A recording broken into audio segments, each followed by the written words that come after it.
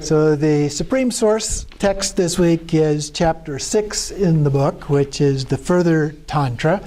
So we had the beginning Tantra, then the Further Tantra, and then in chapter 8 we will have the concluding Tantra. So the 3 parts of Tantra there. This one is the teachings on understanding. So it's the second part of the root Tantra here.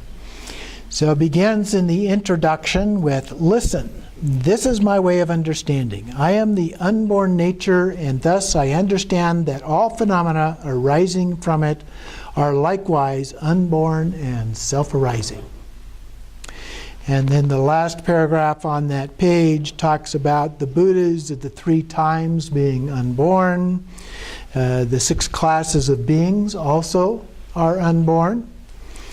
And earth, water, fire, air, and space are unborn, the elements. And then the 3 worlds and the 3 existences are unborn. The 5 sense objects are unborn. All phenomena are pure and total consciousness. Pure and total consciousness is the Supreme Source. Understand that the Supreme Source was never born. Sounds a little bit like the Heart Sutra. Letting go of all of those things as concepts. So we transcend that.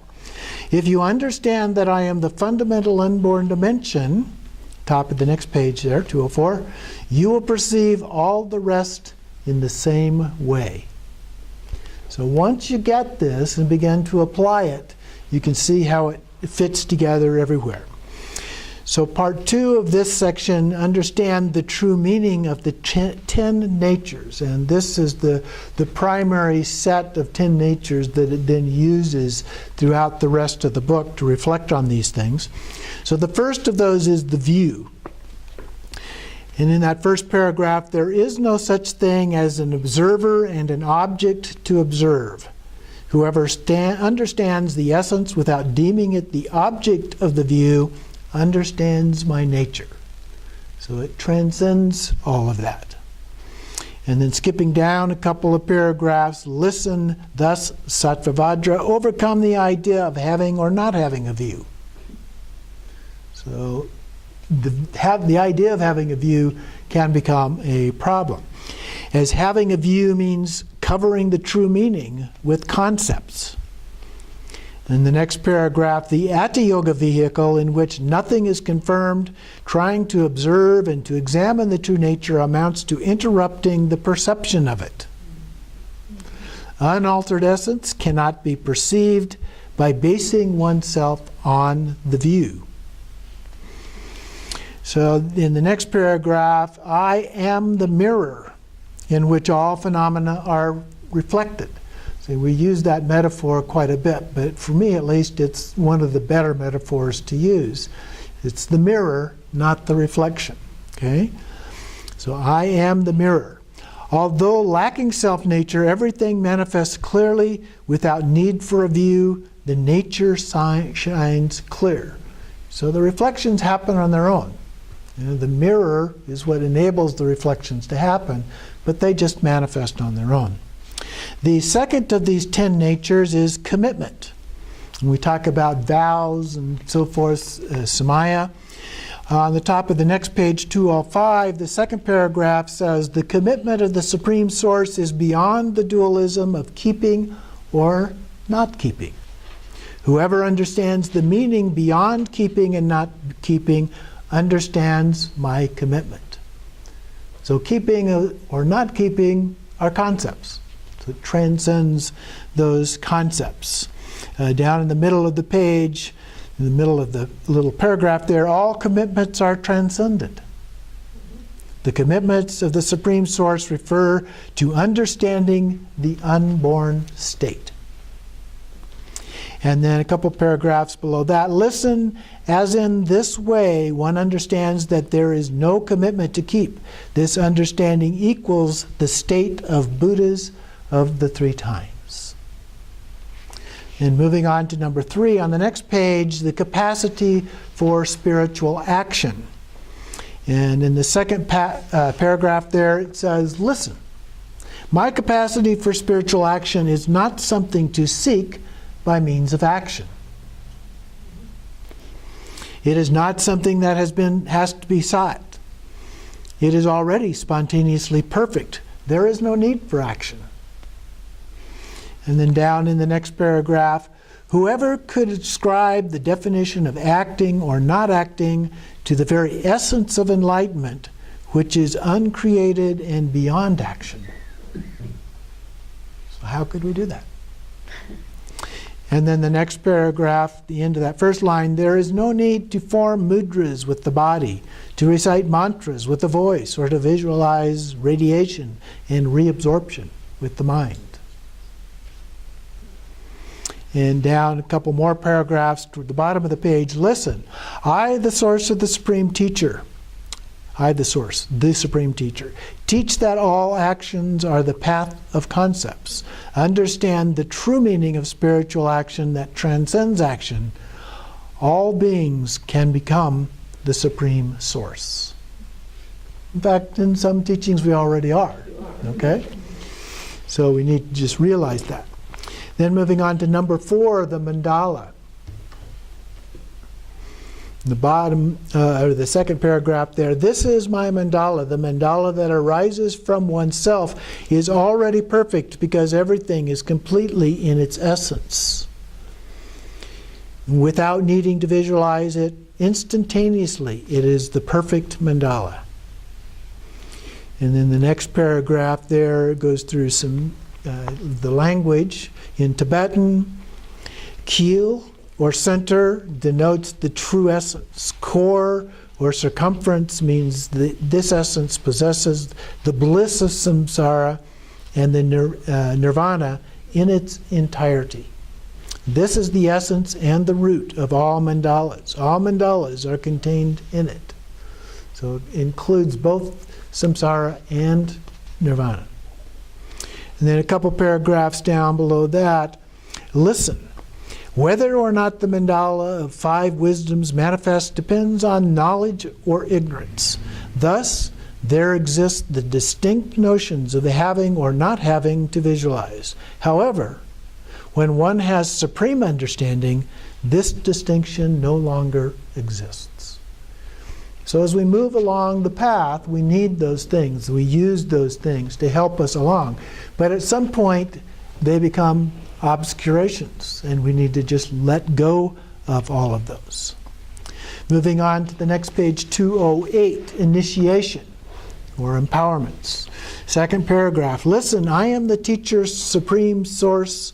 I am the teacher, supreme source, and as my nature creates all and pervades all, I have no other aim. Understand thus that I am beyond conferring or not conferring an initiation. On the bottom of the next paragraph, I teach the natural condition that is not conferred by initiation. It already exists.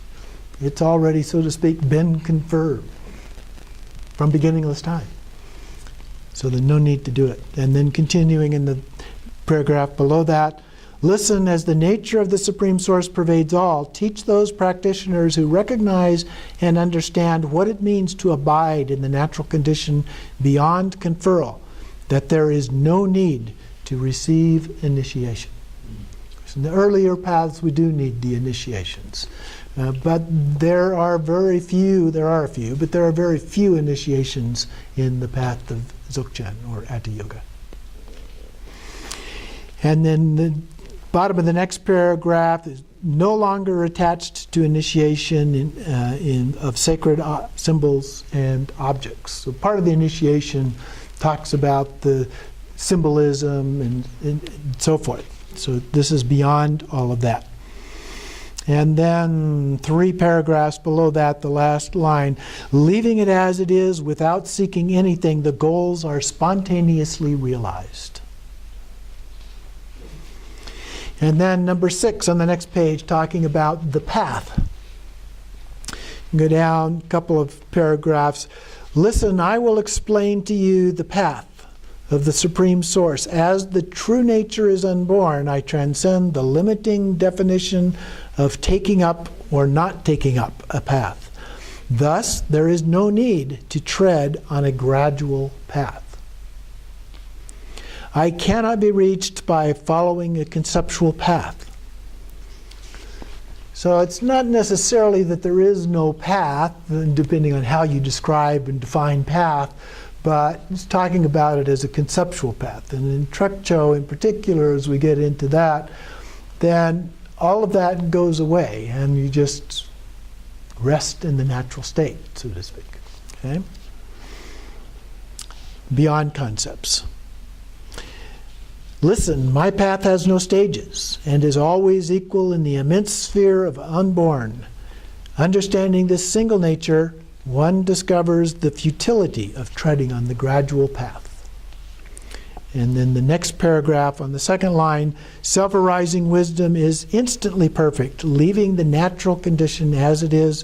One finds oneself at the goal without ever having started the journey. Sometimes we talk about the view that there is no view. We talk about the view, the path, and the result as all being the same.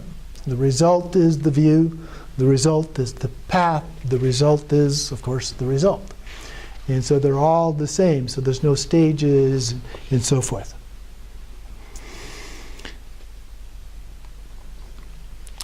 So that gets us to the number 7, the levels of realization. There is no need to train oneself in order to progress through various levels. It is not appropriate to and is difficult to grasp. And at the very bottom of the page, seeking to achieve understanding by following a gradual path is like trying to reach the bounds of space.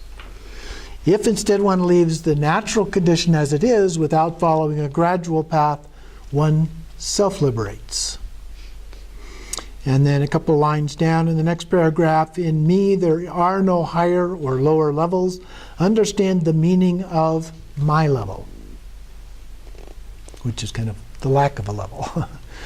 And then number 8 on conduct.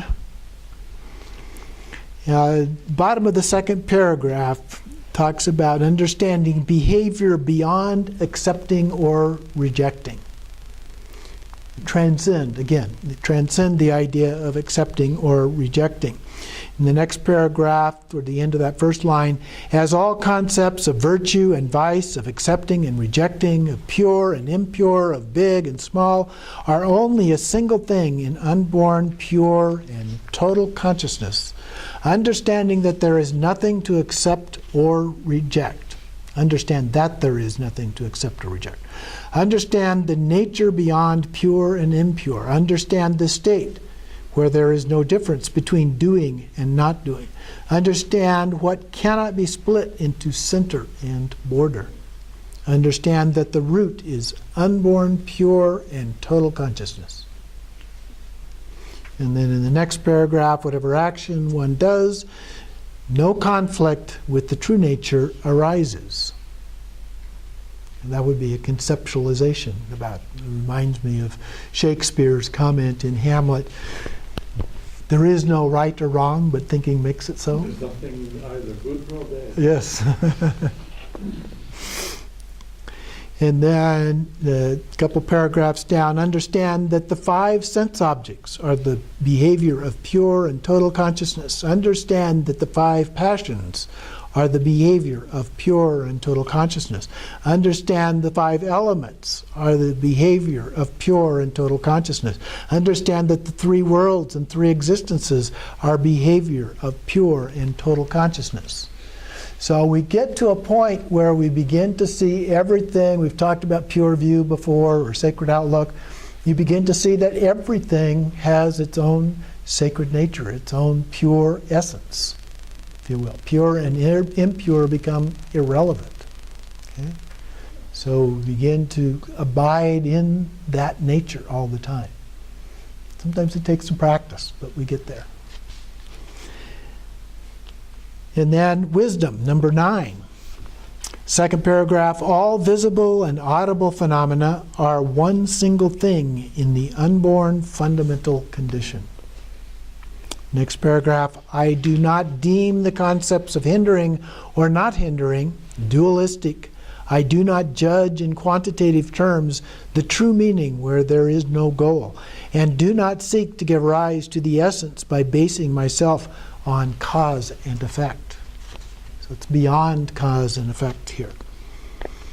And then the third line on the next page, as knowledge and ignorance are one single thing in the ultimate dimension of the unborn, I do not divide what is one by means of dualistic thought. So it's dualistic thought that begins to divide things up into categories and classifications and so forth. The next paragraph, listen, my wisdom cannot be fathomed, and it transcends all numbers. Explaining diverse wisdoms related to specific qualities does not lead to true understanding. Listen, my wisdom does not involve judgment, and it transcends conceptual elaboration. It is supremely serene. And the last paragraph in that section, I am the source, self-arising wisdom.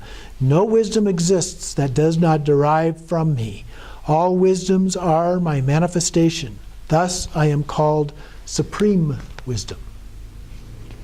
This is that ultimate nature of things, that heart essence from which, like the 5 wisdoms of the 5 Buddha families that we were talking about in the Khorde Rushen practices, those are manifestations of this ultimate nature of wisdom.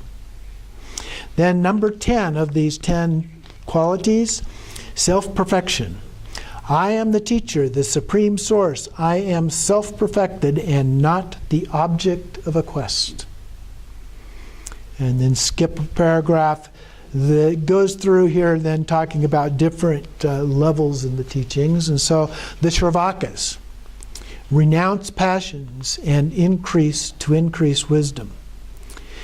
And then the next paragraph talking about the Pratyeka Buddhists, the block passions to obtain wisdom. On the next page talking about the Bodhisattvas. They teach that it is necessary to obtain the fruit through striving and training oneself. And these are the training the mind and the 7 mind trainings and so forth. And the followers of Kriya Yoga deem realization to be abiding in the manifestation of the deity. We visualize ourselves as the deity. Followers of Upa, or Upaya here, deem the fruit can be obtained by means of accepting and rejecting. And then the followers of Yoga believe they can obtain the fruit by means of accepting and rejecting. And then the followers of Mahayoga believe they can obtain the fruit that transcends accepting and rejecting. And then the followers of Ana-yoga believe they can obtain the fruit of the 3 kayas of Vajrasattva. Listen. However, they do not enable understanding of my nature. Listen, I am the teacher, the source, pure and total consciousness. I am all-pervading like the sky. Therefore, I am in contact with everything and benefit everybody. Thus, there is no need to seek me and to obtain me through effort. And second line of the next paragraph, there is nothing to seek or to strive for. And then in the conclusion, on the last page, 215, then Sattvavajra spoke. You are the supreme source. All phenomena of existence have been created by you, supreme doer. Everything is a manifestation of yours. Yet, in you, who are the supreme doer, there is no need to act. Everything is already accomplished from the beginning. So that's a good summary of all of that. The last line then in the next paragraph, transmit this further secret teaching supreme among all secrets to yogins. So he's telling Sattvavajra, you need to teach this then to other yogins so that they understand this teaching. So that concludes this section, this second part of the Tantra, the root Tantra.